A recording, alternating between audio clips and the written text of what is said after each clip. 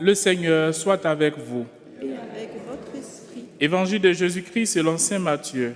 Gloire à toi, Seigneur. En ce temps-là, Jésus prit la parole et dit : Père, Seigneur du ciel et de la terre, je proclame ta louange. Ce que tu as caché aux sages et aux savants, tu l'as révélé aux tout-petits. Oui, Père, tu l'as voulu ainsi dans ta bienveillance. Tout m'a été remis par mon Père. Personne ne connaît le Fils sinon le Père, et personne ne connaît le Père sinon le Fils, et celui à qui le Fils veut le révéler. Venez à moi, vous tous qui peinez sur le poids du fardeau, et moi je vous procurerai le repos.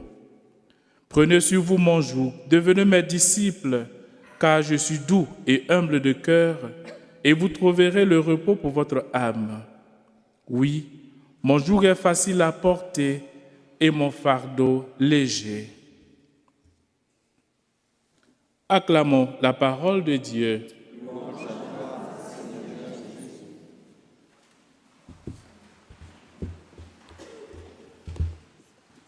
Chers frères et sœurs, dans cette ferveur de Pâques, et j'espère que nous avons tous profité de ce temps pascal, même qui continue. Est-ce que vous avez bien célébré la fête de la Pâque? C'est vrai? Il y a eu l'agneau pascal. Il y a eu quoi encore? Pourquoi vous dites que vous avez bien célébré la Pâque? Célébrer bien la fête de la Pâque, la résurrection du Christ, c'est quoi pour vous? Oui, mais pendant ces jours, la joie. Vous savez, quand on dit qu'on a bien célébré la fête de la Pâque, il y a des signes qui ne trompent pas. Il y a des indicateurs. Et cela nous permet de savoir si nous avons bien célébré Pâques ou non. Et nous avons eu le temps pour bien nous préparer. Et Pâques est arrivé. Le Christ a souffert sa passion. Il est mort. Il est ressuscité. Mais quels sont les signes qui accompagnent la résurrection? Est-ce que nous allons rester là les bras croisés comme avant? Non. Non, les amis. Comme le dit la liturgie à la fin de la célébration, ils sont finis les jours de la passion. Désormais, suivez les pas du ressuscité.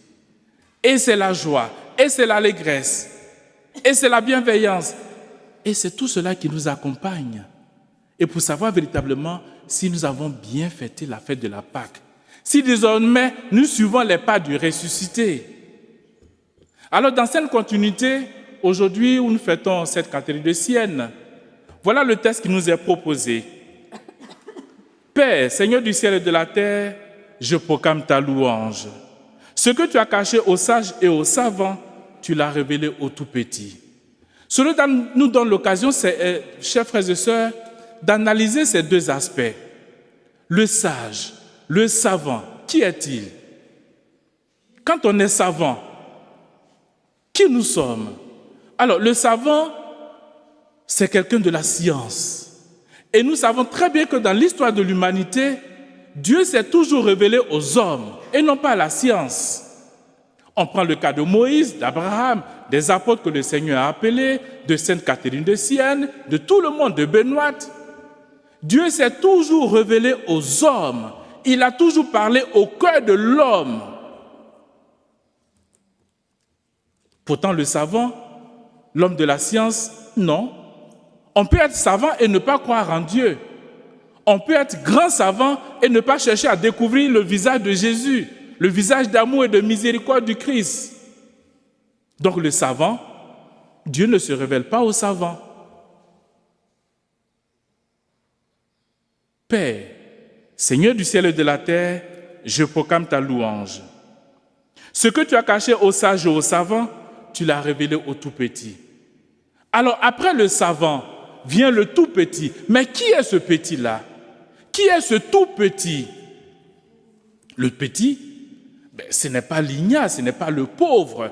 Parce qu'on peut être aussi pauvre, comme le savant, et ne pas croire en Dieu. On peut être aussi pauvre, comme le savant, et ne pas chercher à découvrir aussi le visage d'amour et de miséricorde du Christ. Mais de quoi parle Jésus aujourd'hui? Le savant, le tout petit, le pauvre. Alors tout simplement, le tout petit, c'est celui qui reconnaît la grandeur de Dieu et qui, en face de cette grandeur, reconnaît sa faiblesse, reconnaît qu'il est tout petit devant la face de Dieu. Et nous voyons aujourd'hui, et nous avons déjà vu dans l'histoire de l'Église, ces hommes qui ne sont pas des savants, mais qui reconnaissent tout simplement devant la grandeur de Dieu leur faiblesse. Et on ne cherche Dieu que dans l'humilité et à travers le cœur. Et Benoît, et Sainte Catherine de Sienne, et Catherine Bernard de Soubirous, et tous ces gens ont cherché chaque jour à trouver Dieu dans l'humilité et dans la sincérité du cœur. Pas dans la tête, mais avec le cœur. Chers frères et sœurs, en cette fête de Sainte Catherine de Sienne, demandons au Seigneur si nous savons reconnaître nos faiblesses devant lui. Si nous savons reconnaître devant la face du Seigneur nos fragilités et que nous avons besoin de sa miséricorde pour pouvoir grandir chaque jour. Est-ce que nous sommes des savants? Est-ce que nous sommes des pauvres? Est-ce que nous sommes des tout-petits? Alors, si nous sommes des tout-petits, nous avons besoin de reconnaître nos fragilités devant le Seigneur. Et c'est en cela que chaque jour, nous allons grandir devant la face de Dieu. Demandons tout simplement à Sainte Catherine de Sienne, patronne de l'Europe, de pouvoir nous aussi, devant la face de Dieu, reconnaître notre petitesse, notre fragilité.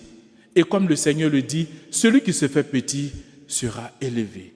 Et si nous avons besoin d'être élevés par le Christ, reconnaissons tout simplement notre fragilité devant lui.